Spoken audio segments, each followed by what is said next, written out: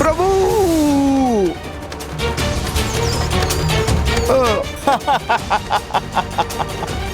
ఈ పాటికి నీ వాహనం వెళ్ళి కైలాసంలో పడుంటుంది.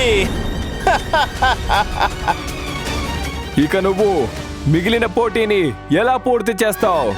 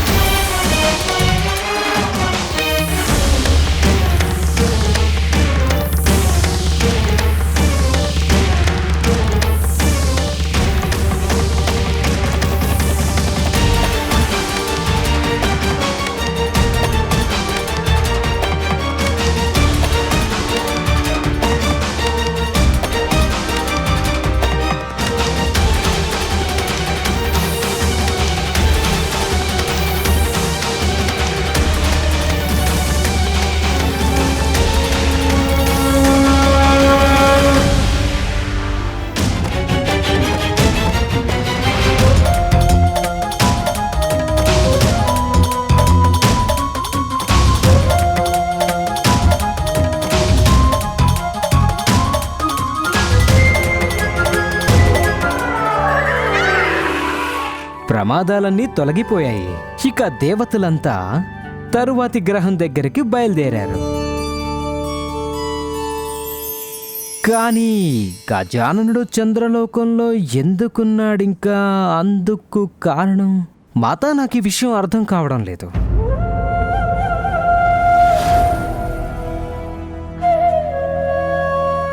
కారణం ఉంది నారద. ఎందుకంటే గజాననుడు రాహుకేతువులకి ఒక గుణపాఠం నేర్పాల్సి ఉందక్కడ. అందుకోసమే. నేర్పాల్సిందే? మూషికొత్తమ్మా, నేను అంతరిక్షానికి తన్నేశారు కదా వీరు. చేసిన తప్పుకి ఫలితం అనుభవించక తప్పదు కదా. మనం వీరికి కొత్త రకమైన శిక్ష వేద్దాం. మూషికొత్తమ్మా, ఇంకా చెలరేగిపోండి.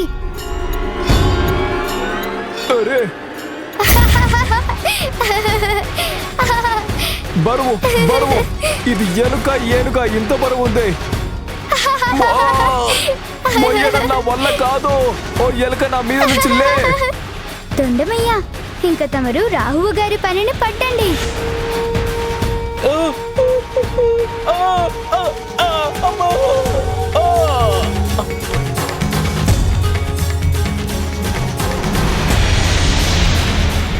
ఇదిగో బాలక, నీ తొండం దెబ్బకి ఎక్కడికి వెళ్ళి పడుతున్నానో తెలియదు గాని నువ్వు మళ్ళీ నన్ను కక్షలో ప్రవేశపెట్టాలి.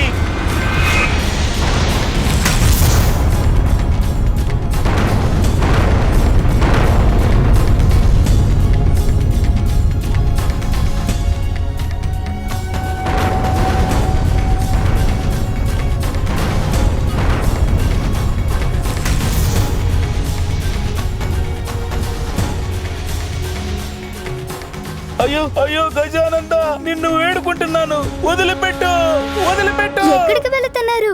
నా నుంచి పారిపోవడం మీ వల్ల కాదు. వెనక్కి తిరిగి వచ్చేయండి.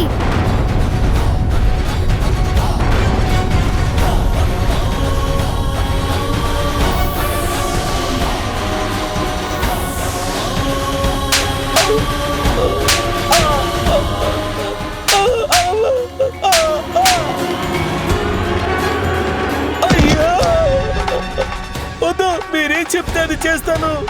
మీరేం చేస్తున్నారు? వదలండి. వదలాలా? అంత సులభంగా వదిలేస్తారా? రాహువన్న గారు, తమరు దేవత అయిన తర్వాత కూడా మీ అసుర స్వభావాన్ని వదులుకోలేదు, కనుక అసురుడిగానే ఉండండి.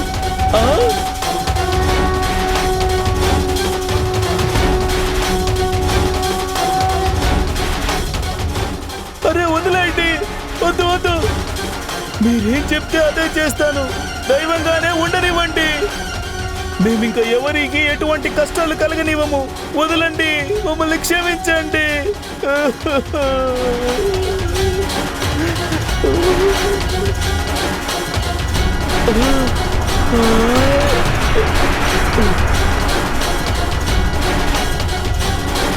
మమ్మల్ని వదిలిపెట్టినందుకు తమరికి 1,000,000 వందనాలు గజానంద. తమరికి వాగ్దానం చేస్తున్నాము, ఇక నుండి తమను పూజించే భక్తులను రాహు అయిన నేను, కేతువు ఎంత మాత్రం వేధించము. మేము మాటిస్తున్నాము.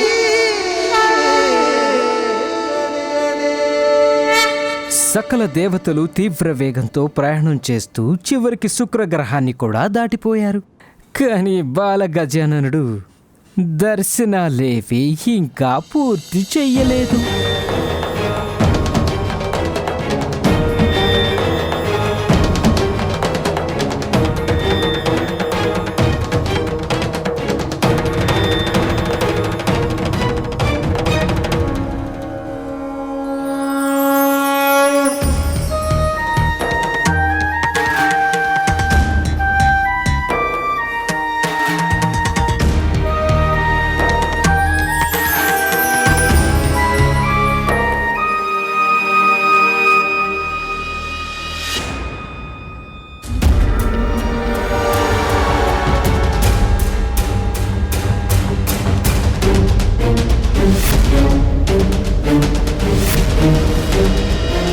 నిరర్థకం కాగలదు మీ దేవతల పోటీ. ప్రథమ పూజ్యుడి ఎంపిక జరిగితే మాత్రం జరిగేదేమిటి? ఈసారి మాత్రం అసురులకు ఓటమి అనేదే ఉండదు గజానన. అయినా నువ్వు ఇక్కడికి ఎందుకొచ్చావు? నీకు కావాల్సినవి ఇక్కడ ముందే లభించాయి కదా. గురుదేవ శుక్రాచార్య, నేను తమరి ఆశీర్వాదాలు పొందడానికి వచ్చాను. తమరు మహాజ్ఞాని పండితులు, అంతేకాకుండా మా తండ్రి గారి మహాభక్తుడు. ఆ కారణంగానే తమరికి నమస్కరించడానికి వచ్చాను. విజయీ భవ. ప్రణామం గురువు గారు.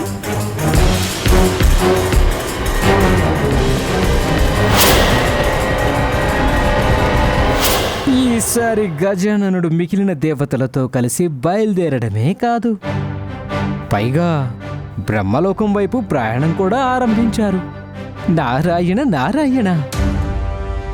స్వామి, దేవతల స్వాగత సత్కారాలకై మనం వెంటనే బ్రహ్మలోకానికి బయలుదేరటం మంచిది.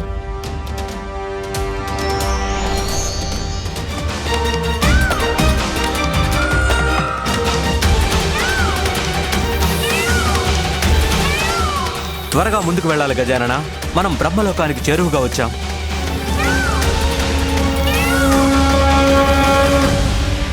గజాననుడు ఎక్కడికి వెళ్ళాడు?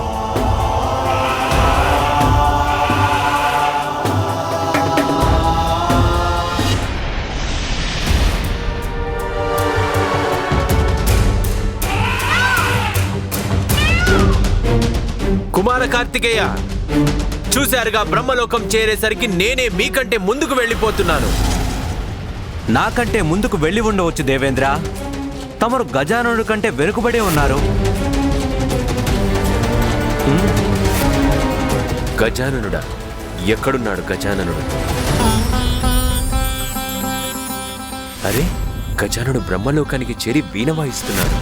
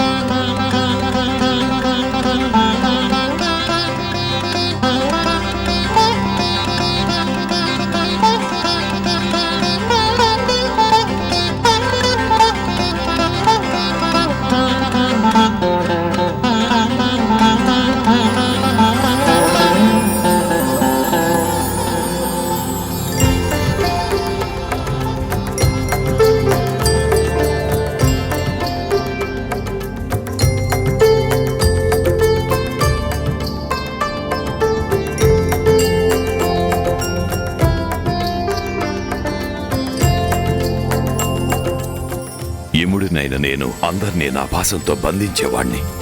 నేను ఈ సంగీత మోహపాశంలో బందీ అయ్యేవాణ్ణి కాను. వీరి సంగీతాన్ని గాలి కుదిలి నేను అందరికంటే ముందుగా వెళ్ళిపోతాను.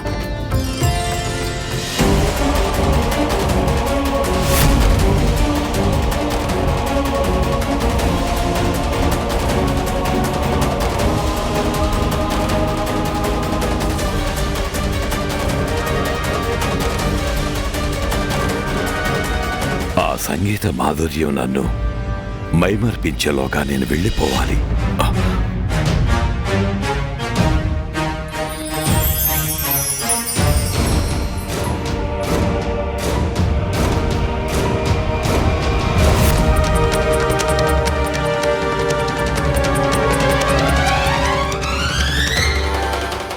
అందరూ మైమరిచి సంగీతం వింటున్నారు.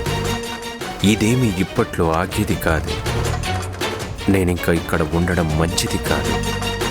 కార్తికేయ కుమార, తమరే చూసుకోండి మీ తమ్ముడు గారి సంగీత ప్రావీణ్యాన్ని. నేను వెళ్ళొస్తాను. ఇంద్రుడు యముడు అప్పుడే వెళ్ళిపోయారు. నేను కూడా వెళ్ళక తప్పదు, లేకపోతే వెనకబడిపోతాను.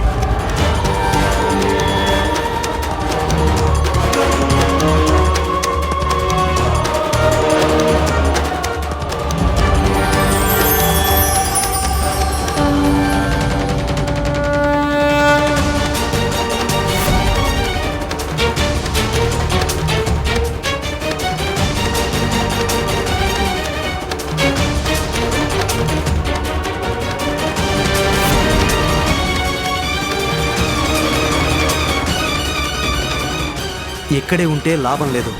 వెంటనే వెళ్ళకపోతే గెలుపు సాధ్యం కాదు.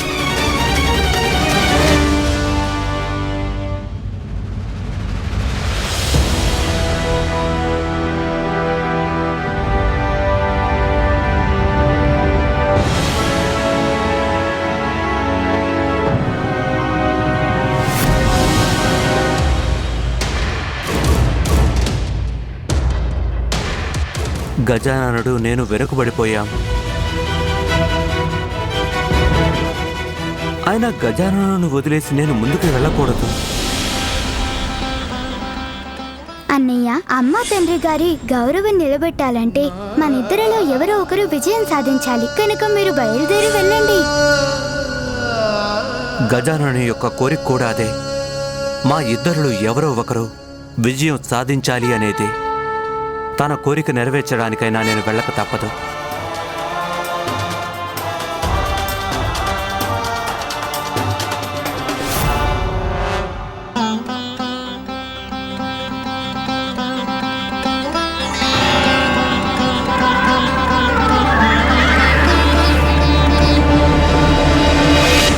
దయచేసి నన్ను క్షమించండి ప్రభు. ఎంత వీణుల వింతైన సంగీత శ్రవణానికి ఆటంకం కలిగిస్తున్నందుకు నన్ను క్షమించండి ప్రభు. అక్కడ దేవతలందరూ క్షీరసాగరం వైపు బయలుదేరారు. కైలాసానికి ముందు వచ్చే చివరి మజిలీ.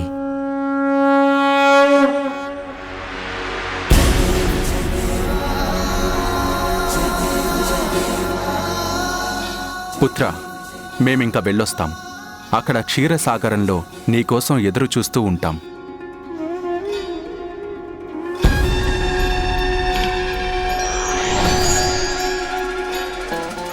నారాయణ నారాయణ.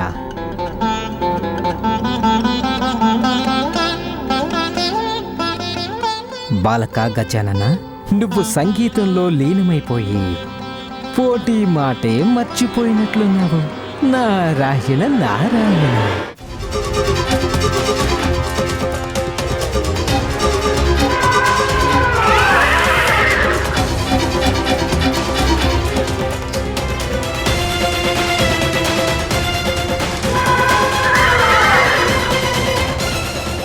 ఐరావతమా, త్వరగా పద.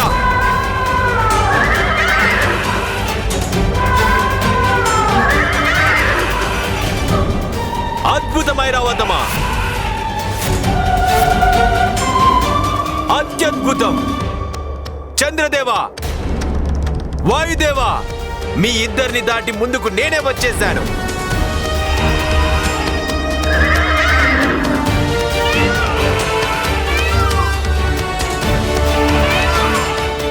దేవసేనాపతి కార్తికేయ, మీ తమ్ముడి తన అద్భుత సంగీతం నా వాహనం ఐరావతంలో అనంత శక్తిని నింపింది. మీరే చూడండి. ఇప్పుడు నన్ను మీ నెమరే కాదు, ఎవ్వరు కూడా ఓడించలేరు. ఐరావతమా, పదా ముందుకి. దేవేంద్ర, గజాననుడి యొక్క సంగీతం నన్ను కూడా తన్మయుని చేసి గొప్ప చైతన్యం కలిగింది. అందువలన తమరే గెలవాలనే భ్రమలు పెట్టుకోకండి.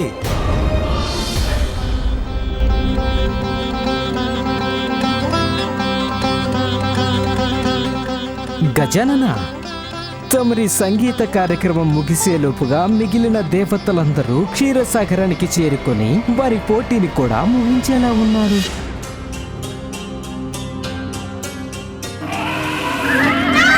ప్రణామం అత్తగారు. ప్రణామం పెద్ద మామగారు.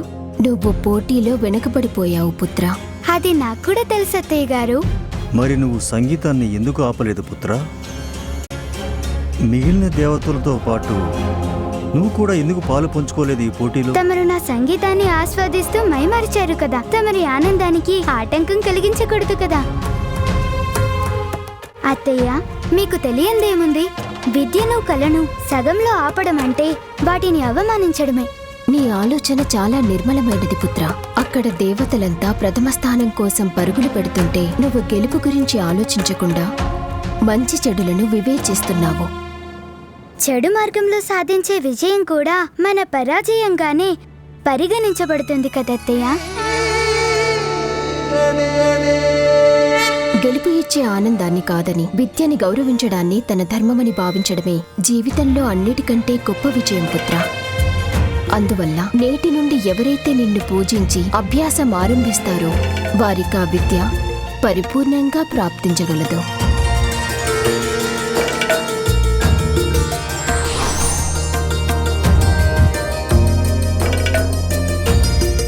తీసుకో పుత్ర.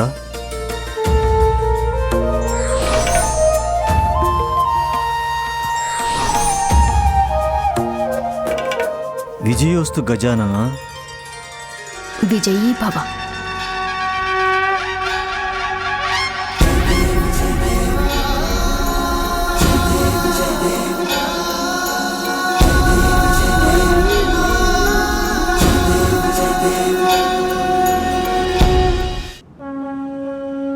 ప్రణామాలు శ్రీమన్నారాయణ.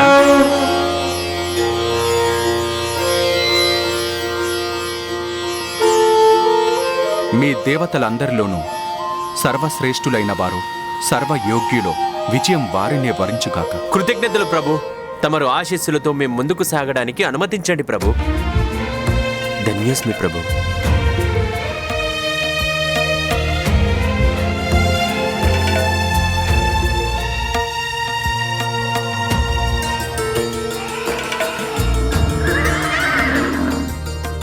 దేవతలందరూ బయలుదేరి వెళ్ళిపోయారు స్వామి. ఇప్పుడు వీణానాదం కూడా ఆగిపోయింది. అంటే తమరి ముద్దుల అల్లుడు బ్రహ్మలోకం నుండి బయలుదేరి ఏ క్షణంలో అయినా ఇక్కడికి రావచ్చు. తమరి అల్లుడు ఇక్కడికి వస్తున్నాడంటే మీ శంఖచక్రాదులను దాచుకోవడమే మంచిది స్వామి. మళ్ళీ తను ఇప్పుడు ఆ అవసరం ఏమాత్రం లేదు. ఇప్పుడు నాకు మా అల్లుడి స్వభావం బాగా అర్థమైంది లక్ష్మి. ఇప్పుడు తను నా దగ్గర నుంచి ఏదీ తీసుకువెళ్ళలేడు. ప్రణామం మామగారు. ప్రణామం అత్తయ్య గారు.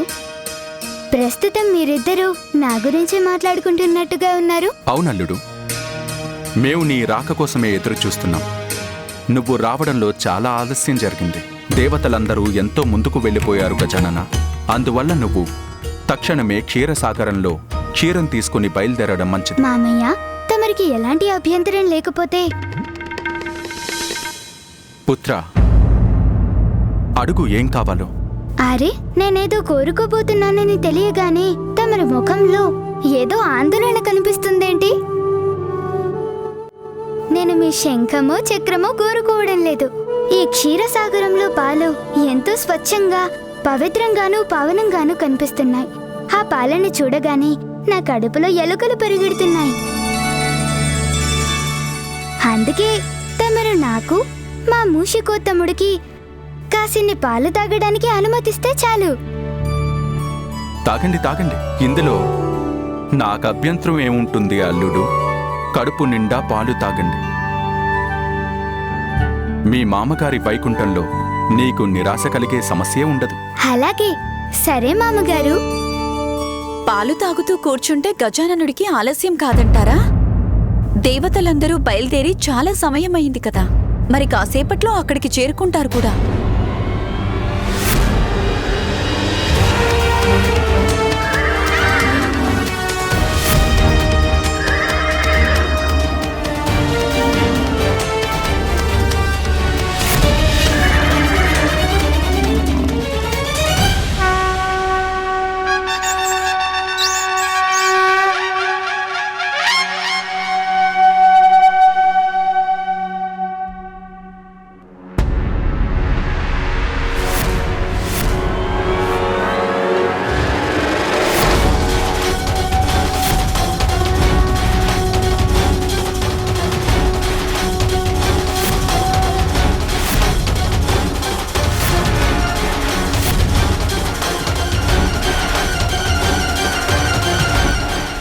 పోటీలలో పాలు పంచుకోవడం కంటే వాటిలో ఎదురయ్యే సమస్యలను అర్థం చేసుకుని కష్టాలను అధిగమించడం, చివరి వరకు పోటీలో కొనసాగడం చాలా ముఖ్యం.